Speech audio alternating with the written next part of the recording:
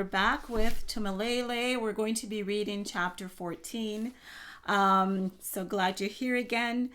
In chapter 13, we learned some pretty significant things. One is that Keiko believes that Hope's influence will turn the tide for the world rule. So if she is on his side, he'll basically get the rule since the world sees her as a beacon of hope. Also, Scarlet Babylon is introduced, and we see her as this very seductive, very powerful woman. Baby Moses' status on the island is still uncertain, but Hope is determined he will stay. Also, we meet the female security guard. Her name we now know is Faith, and she has a big role to play in this story. She and Nathan, once Nathan realizes that she's not trying to seduce him, but she's actually undercover for the Loyals, he plays along with her. We also see that Faith or Hope has crossed the invisible barrier in the mist patch that caused her to pass out. But Agios was there to revive her, as well as something about her lamb pendant. It was glowing. There's something special about that pendant and Nathan's pendant, which is the lion. And also we learned a new term, triune connect, which is the way they communicate with the sovereigns. Okay, so let's get right into chapter 14.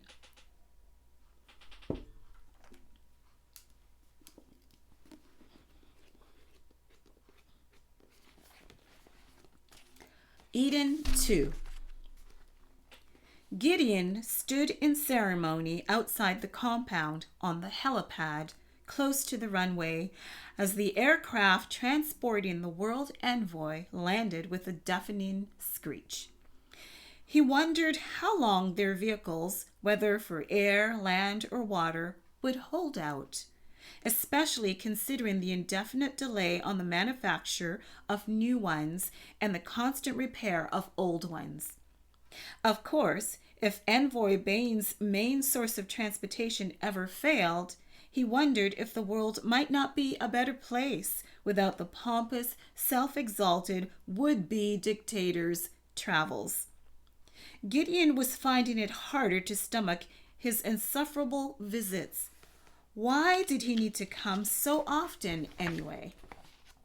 Yet Gideon knew the answer as well as anyone. Even those standing with him in the ceremonial line under the merciless afternoon sun, waiting to parade the man up to Governor Peter. The previous day, precious fuel had been wasted taking the important news of Hope Kinesis' passage through the mist patch barrier to the envoy. Having been a precious only child of a military commander father and military physician mother, and as a top-grade military pilot, Gideon had never felt inferior to anyone. His risky flight to Eden 2 had not been a risk to him. The conviction he felt to leave home and country, even against his family's wishes, had never wavered. He wasn't sure when or if he would ever see them again, but his passion for Prince Adani's work had burned the choice into his heart. Envoy Bays was definitely not his priority. One day his pride will choke him. The words fierce and condemning had come from the man beside him.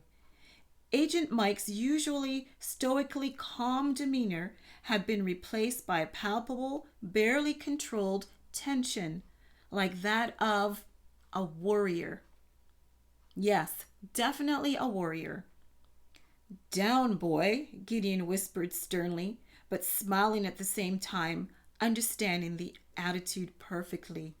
That should be "down, boy," Gideon whispered sternly, but smiling at the same time, understanding the attitude perfectly. Agent Mike gave Gideon a piercing look before returning his attention to the uncompromising form of Envoy Bays, who was now descending from the military jet. Gideon's thoughts, however, remained on the man by his side, Michael Shenshi, Agent Mike, who continued to mystify him. Although Agent Mike had been on the island for over 3 months and had exemplified what every sergeant, every colonel, and every general could want in a soldier, the man himself was not subservient. In fact, he continually exuded restrained authority. New scene. I keep telling everyone I'm fine, Hope said, shaking her head. Baby Moses' damp, chubby fingers grabbed her nose. She bounced him on her lap, careful that he didn't fall backwards on her desk. Look at them hovering like nosy hens who can't mind their own business, she continued in a comical voice. Baby Moses' gurgles of delight filled her with joy. He was so rambunctious and cheerful. How could anyone not love him or want to send him away? Thankfully, it had been decided. He was staying. Hope was sure the comfort he gave her after her mysterious coma had helped sway in her favor. Yes, it appears you're fine, Ruth answered, arms crossed, brow furrowed. But we just want to make sure. Nothing wrong with that, Boa agreed. His good humor buffered Ruth's maternal glare. Hope continued to ignore them. She sat the baby on a cleared spot on her otherwise cluttered desk. Holding him under his armpits, she kissed him loudly on both cheeks. Okay, Ruth said impatiently, hands thrown up. Have it your way. Ruth moved away from the desk, appeared to fix her attention outside the room, then turned back. Why do you think so many people keep pausing, looking in here? Sure, some out of curiosity, but everybody cares, Hope. Everybody is exactly the problem. It's bad enough I've been dubbed the Island Princess, Maid of the Mist, or whatever. Now I'm being made to feel like an invalid. Hope stood up with baby Moses cuddled to her chest, feeling barely any ill effects from 2 days ago. Dr. Mark has no concerns. He's fine with me returning to work. If I remember correctly, he also said to take things slow, Boa reminded gently, seemingly feeding off Ruth's concern. Agios woke me, remember? He made me well. I'm fine. They were both silent. Ruth eyed her worriedly, Boa warily. Resignation finally settled on Ruth's face. All right, Ruth said, sighing. Sorry for badgering. She moved around the desk and gave both Hope and the baby a hug. Uh-oh, Boa announced suddenly. The group hug broke. What? Ruth had turned to look at Boa. Hope followed Boa's gaze outside the room. Keiko Bays.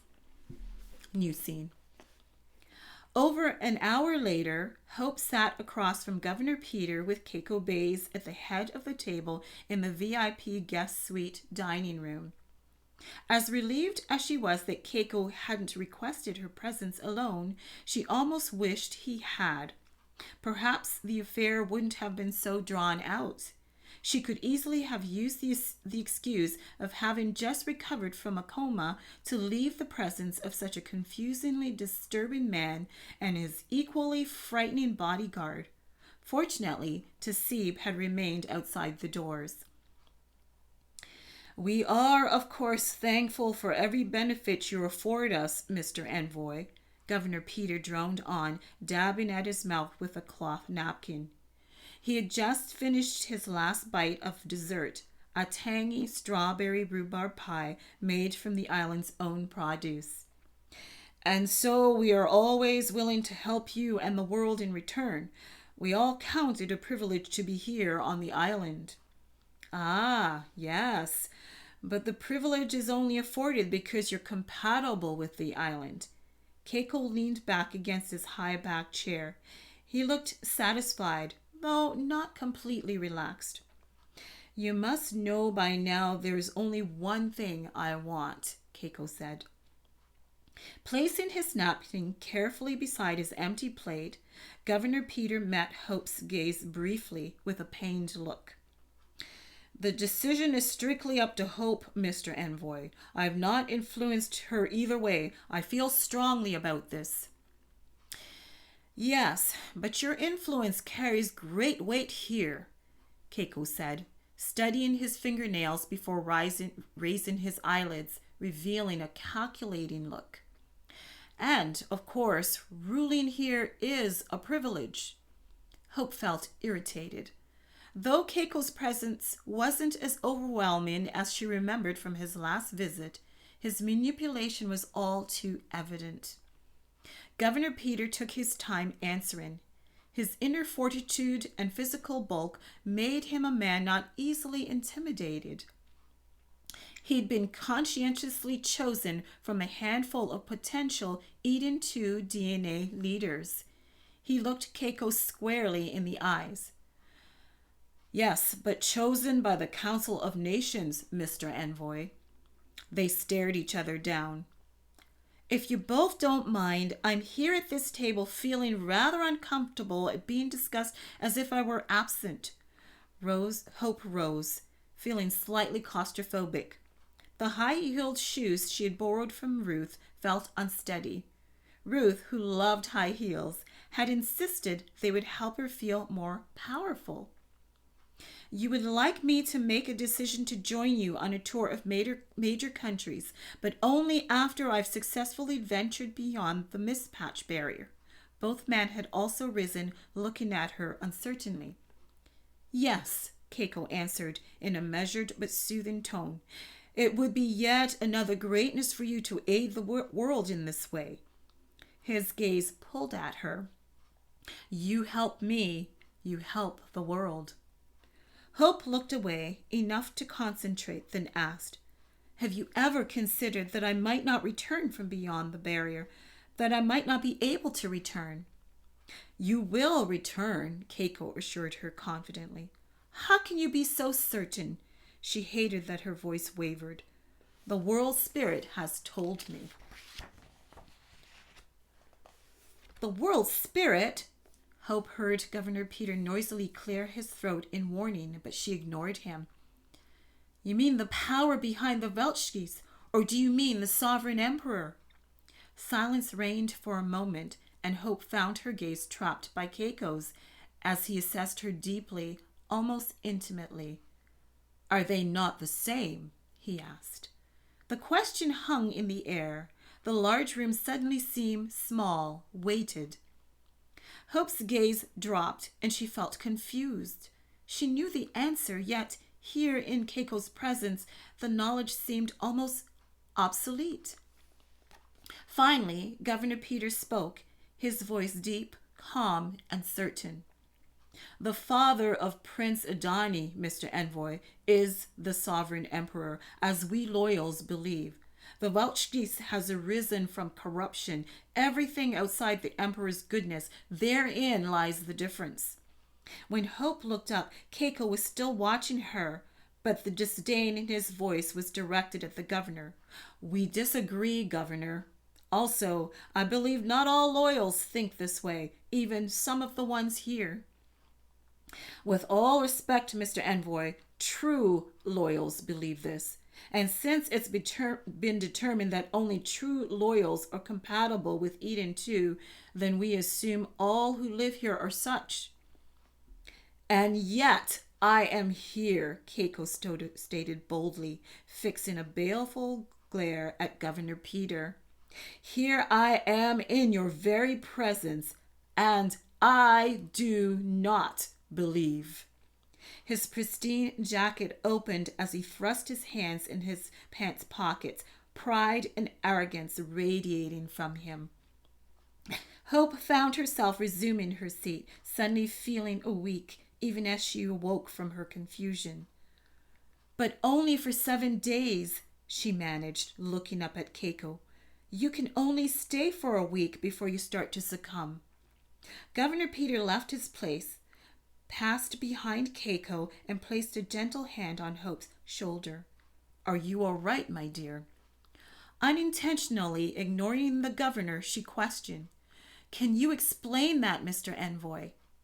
Keiko was gripping the back of his chair, knuckles white, fighting for control, it seemed. "It isn't for us to question why," he said. "Only to know that the world spirit and the emperor are one and the same. Prince Adani fits nowhere in the equation. He is dead." Keiko abruptly moved away from the table and turned his back on them to look out the window. An outdoor light shone through the darkness. He turned around. "You will see." He quickly moved back to the table, then over to Hope, ignoring the governor. He pulled her chair out from the table at an angle, with her still in it, dislodging the governor's hand. He knelt, one knee up, throwing her off guard. "You will see, Hope Kanisa. You have a role to play, and you cannot escape it." He grasped her hands tightly like a desperate suitor making a marriage proposal. It was ironic since marriages were not allowed on the island. Hope tried pulling away, but he tightened his grip. His eyes had softened and were pleading. The world envoy, and almost king, at her feet. It greatly unnerved her. "The ignorance here is allowed for the time being, but light will come to illuminate and transform," Keiko said, finally loosening his hold. "You'll be a very important part of that." Hope looked up at Governor Peter, who seemed dumbfounded. What must he think? She didn't know what to make of the unusual subservience of the man kneeling before her. Suddenly, Keiko released her and stood up. She breathed easier. He turned to Governor Peter. "She will cross the barrier, bring us its secrets. Then she will come with me." With a final possessive look at Hope, he left the room. "Are you all right?" Governor Peter asked, looking down at Hope with concern. She nodded slowly, the erratic beating of her heart finally starting to calm. "He makes it sound as if it's something I must do," she said. Bending over, Governor Peter spoke slowly, carefully. "My dear, he's trying to seduce the world. He sees you as a vital hurdle to that end." "Which means he's trying to win me over." "Exactly," the governor said. His joints creaked dully as he stooped closer to her. "But my dear, between you, me, and the medical team, Envoy Bays is no longer able to remain on Eden 2 for more than 3 days. We predict it will continue to lessen." "Until he's no longer able to come?" The freeing wonder of it filled Hope with relief. "Well, not without a suit," Governor Peter chuckled. "But could you imagine him donning one of those?" "That must be the other reason he's so adamant I go with him," Hope said. "After a while, it'll be more difficult for him to be here." "Exactly what I've been thinking." Governor Peter's eyes twinkled with amusement. "But it's obvious he also means to sway public opinion by having you at his side. It would be one of his greatest accomplishments." "Then the joke is on him," Hope said, "since I will not go." New scene. The watcher had seen the deranged look in the world envoy's eyes when the man had stridden out of the VIP guest suite, followed by the bodyguard. Both completely ignored him as if he didn't exist, but he knew the bodyguard had been very much aware of him. The watcher needed to retire to his dorm before curfew, but he wanted to see the woman come out. Finally, she emerged with the governor behind her. They were smiling. Such a contrast to the ones just before. For a moment, the governor's large build hid her from view, and as the governor spoke, he lay a paternal hand on her arm. The watcher couldn't make out what was being said. Finally, they separated, going in opposite directions. As the island princess passed by him, he moved along as if he didn't see her. A patrolling night guard was approaching. The watcher smiled at the guard, indicating he was about to retire. He moved towards the door leading to the stairwell of the men's dorms.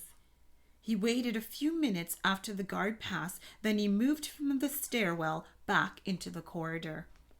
He needed to find not the world envoy, but the one who guarded him. He had much to tell him. New scene. Gideon wandered from his bedroom to the common room shared by Air Patrol. His living quarters, located above one of two airplane hangars on this side of the runway, had several bedrooms, a bathroom, and the common room with kitchen, dining, and living.